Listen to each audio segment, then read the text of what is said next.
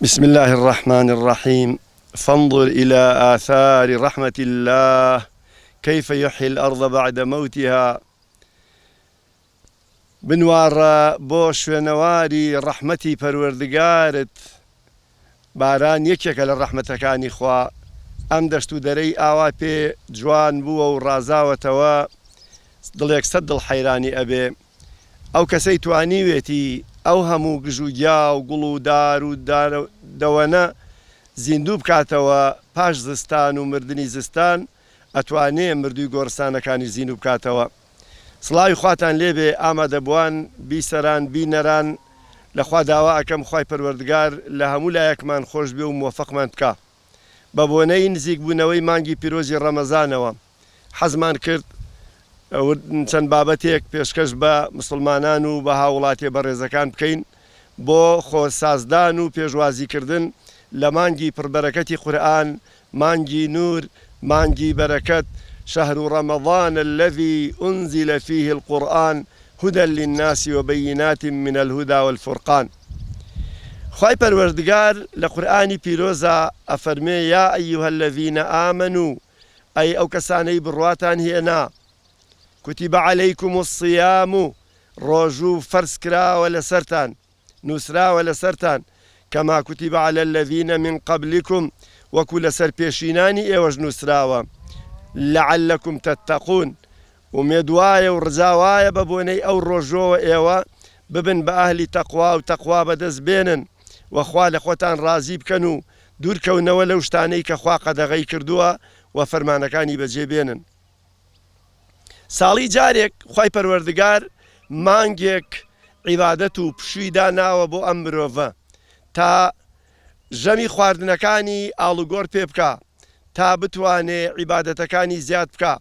لە ڕەمەزانە نانی نیوەڕۆ نامێنێ، خواردنی بەیانیان پێش دەکەوێت بۆ پارشێو، مەغریبیش لە شوێنی خۆیایەتی، بەڵام تەراویح و ذیکر و قورئان خوێندن زیاو دەکا و مرۆڤەکان حەواسی زۆردووی و خراپەکردنیان نامێنێ، بۆیە نزیک دەبنەوە لە جیهانی فریشتە و لە جیهانێکەوە تەقوا و تاعەتی زۆرە و تاوان و جەریمەی کەمە. ئەو مانگە لە بەردەممانایە، کەمتر لە نزیکەی 17 ڕۆژی ماوە کەوا بێت خوا بیکا بە نسیبمان و ئێمەش بکا بە نسیبی ئەو یارمەتیمان با بتوانین بە ڕۆژە باش بە ڕۆژوو بین و عیبادەتی باشی تیا بکەین و شەوەکانیشی تەراویح و شەو نوێژ و قورئان خوێندنی تیا بکەین. بەڕێزان، بە تایبەتی گەنج و لاوەکان فرسەتێکی گەورەیە ئەو کەسانەی کەوا تا ئێستا لاتان نەکردووەتەوە، تا ئێستا هۆشتان نەکردووەتەوە، تا ئێستا سەرقاڵن لە بێئەمریکردنی خوا بێەوەی خۆتان بە خۆتان بزانن. داواتان لێ یەکەم بڕیار بدەن لەم مانگی عەفوات و لێخۆشبوونەدا، لەم مانگی بەرەکەت و قورئانەدا بڕیارێکی بوێرانە بدەن لەگەڵ خوای پەروەردگارە، ئاشتاواییەکی یەکجاری بکەن، خۆتان بخەنە ماڵی خوای پەروەردگار، تۆبە بکەن، بە ڕۆژوو بن، قورئان بخوێنن. خوای پەروەردگار باکی نییە گوناحەکانت زۆرە. قل يا عبادي الذين أسرفوا على أنفسهم لا تقنطوا من رحمة الله. بڵێ ئەو بەندانەی کەوا زیادە ڕەویتان کردووە بەسەر نەفسی خۆتانە لە گوناحی زۆرکردنە، مەویس مەبن، بێئومێد مەبن لە ڕەحمی خوا. إن الله يغفر الذنوب جميعا. خوا لە هەموو گوناحی خۆشە بێ، لە هەموو تاوانەکان خۆشە بێ.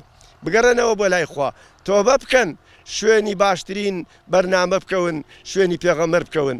بەڕێزان، داوا ئەکەم لە هاوڵاتیانی گەلەکەم لە کوردستان و لە تەواوی جیهان لەم مانگی ڕەمەزانەدا بڕیارێک بدەین، گەورە بێ بڕیارەکەمان، بەقەدەر قورئان، بەقەدەر مانگی ڕەمەزان، بەقەدەر باڵا و مەقامی محەممەد المستەفا.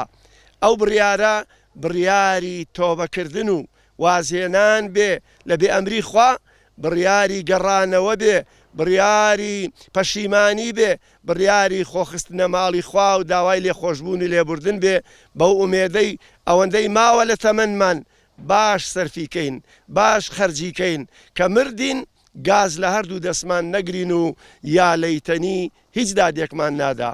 بەو ئومێدەی بتوانین لەم مانگی بەرەکەت و پیرۆزەی قورئان، ڕەمەزان و قورئان کە لە پێشمانایە بتوانین بەرنامەیەکی جوان بابەتانێکی جوان پێشکەش بە دایکان و خوشکان و کیژەکان، پێشکەش بە باوکان و برا و ڕۆڵەکان، پێشکەش بە کاربەدەستان، پێشکەش بە هاوڵاتیان و فەرمانبەران، پێشکەش بە ئابووری ناسان و پیاوانی سەرمایەدار، پێشکەش بە هونەرمەندان و ڕاگەیاندکاران بە زانایانی ئاینی و بە قوتابی و خوێندکار و زانکۆکان بکەین بەو ئومێدەی کەوا توانی بێتمان تۆزێک لە ئەرکی سەرشانمان کەم کرد بێتەوە.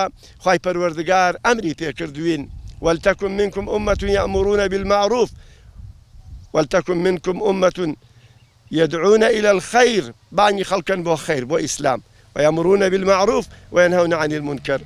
ولتكن منكم أمة باب بيلنا يوادستيك باني خلقي بكا بو خير وچاكو خواناسي دوورکەوتنەوە لە خراپە لە جەریمە و لە تاوان. لە کۆتاییدا داواکەم لە ڕەب العالەمین ئەم کار و قسانەمان لەبەر ڕەزامەندی ئەو بێ لێمانی وەربگرێ بە گەورەی و میهرەبانی خۆی لە قسوور و هەڵە و پەڵە و کەم و کورتیەکانمان عەفومان بکا، قەڵەمی عەفو بێنێ بەسەر گوناهەکانمان ناو، لە مردوەکانمان خۆش بێ و کوردستانمان چەند جوانە ئەوەنەش خۆشتری کا و میلەتەکەمان چەندە ئیسلام دۆستە ئەوەندە بەهێزتری کا و ئەوانەش کەوا سەر لێ شێوا و سەرگەردانن خوا هیدایەتیان با. والسلام عليكم ورحمة الله وبركاته.